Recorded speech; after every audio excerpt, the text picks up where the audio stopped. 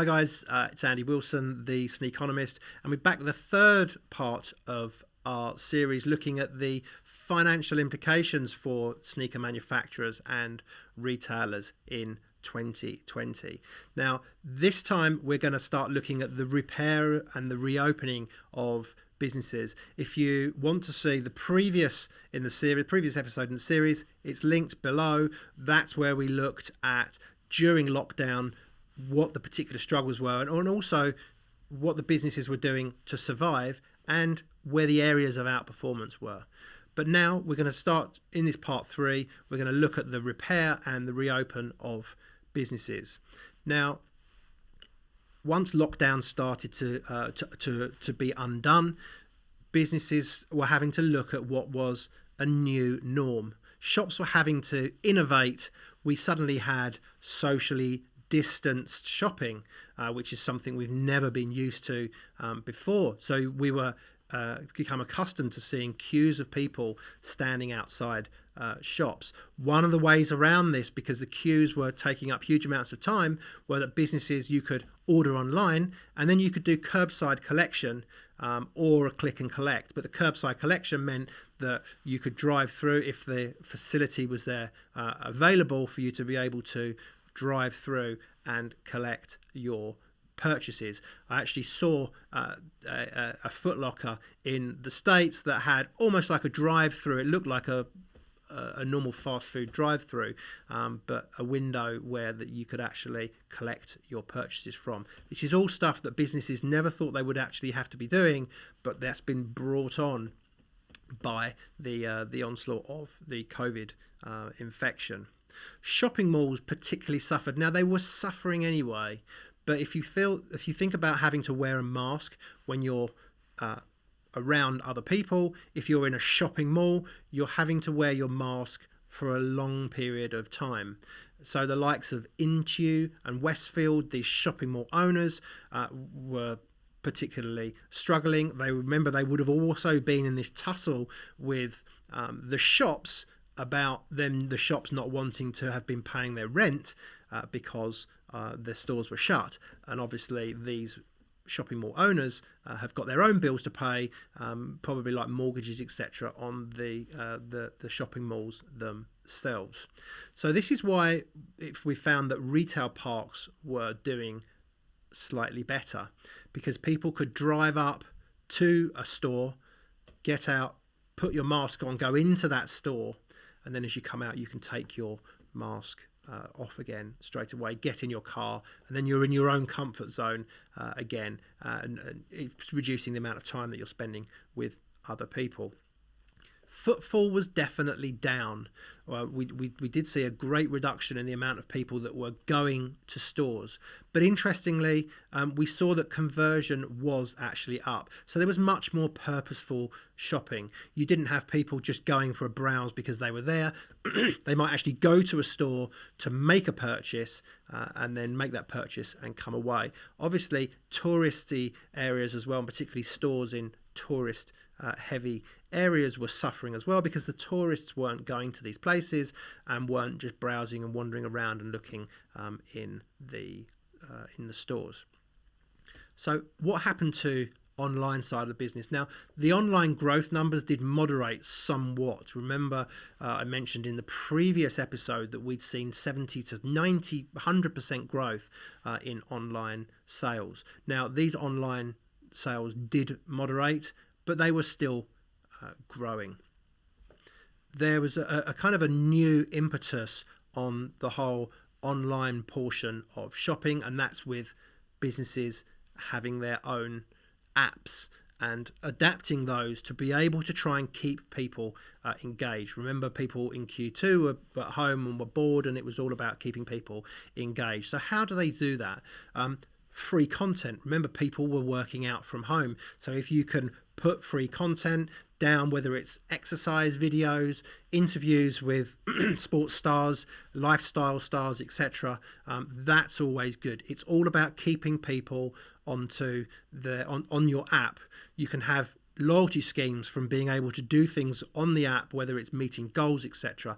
And we call it halo sales. For instance, for Apple, maybe you buy an iPhone and then you go and buy earbuds and you buy a MacBook Pro, and then those are called halo sales. It's when you buy one product and you buy some other stuff around it. And that was key for these brands, is to keep people on these apps and keeping them engaged. In the US, Dick's Sporting Goods actually said in Q3 that 70% of their sales were being driven by the usage on their apps. So let's look now at this. Once things started to reopen, what were the sports that did well and what ones were still struggling? So we saw socially distant sports that started to pick up, particularly those that might have involved a bit more exercise, people getting out and about. So golf was a perfect one. You can play a round of golf socially distanced. You know, one might be in the rough over on one side and one might be over in the rough over the other side.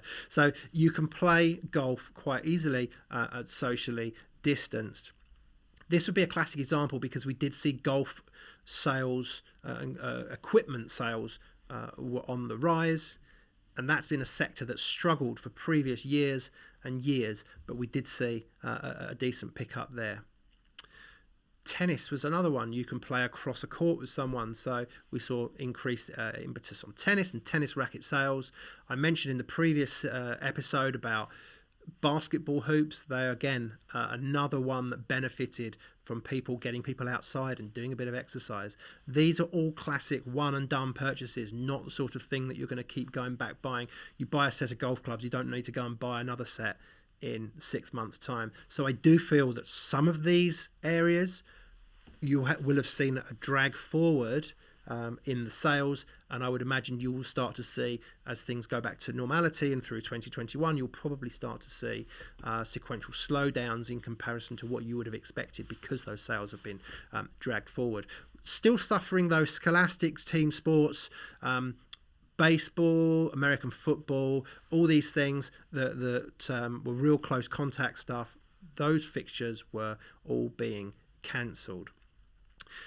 So how are businesses adapting to help clear, as the dust settled, what they had now stores were reopening? Outlet stores was a key area of use by these brands. We did see that whilst generally store openings, new store openings were sort of slow, I did see that some of the numbers were more pushed towards outlets, and that's because, you know, the discounting, etc., was becoming so heavy that outlet stores made sense. You can also do those in retail parks, again, which goes back to that area that was less of a problem for people to shop in. So the stores were using the sort of outlet arms, if you like, to be able to clear down their inventory. As I mentioned, evergreen products could be mothballed, so you could actually put those away and store them for the following year if it was a colour scheme or not particular logos or whatever that would go out of fashion, etc. there. What the key was, though, for the inventories was you could call it a Goldilocks number, not too hot, not too cold. So you didn't want too much and you didn't want too little. What were the other metrics that were really affecting businesses? Gross margin is always an interesting one. That is how much these brands are making on the products that they're selling, or how much the wholesaler, the retailer, is making when he's selling the products.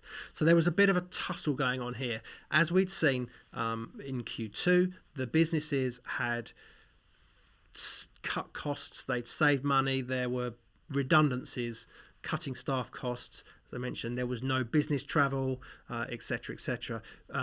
But they were still being hit by discounting and also an increase in fulfillment costs. And this was something that started to come about due to that huge jump in online activity. If you imagine, ordinarily someone may go to a store, they try the shoe on, they purchase the store and they walk away.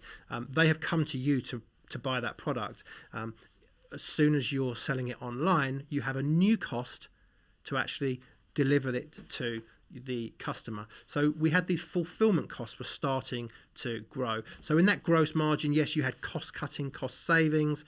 Advertising was down because a lot of big competitions, the European Championship football, etc., were being cancelled, so advertising was down. But so when you're saving there, you were still seeing heavier discounting and also these fulfillment costs on the way up. At this point, businesses now had gone from obviously not assuming it's going to just be a first half issue to pretty much writing off the whole of 2020. But alongside that, they were all saying how positive the pipelines were. Kasper Rohrstad at Adidas was very excited, talked about the pipeline being one of the most exciting he's seen.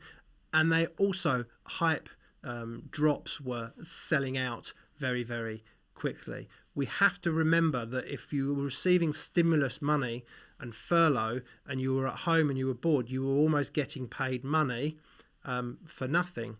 Now, that boredom meant people were gambling more, people were looking at other ways to make a bit of money. And I think that helped create and add to the new breed of resellers that were starting to become active in the market.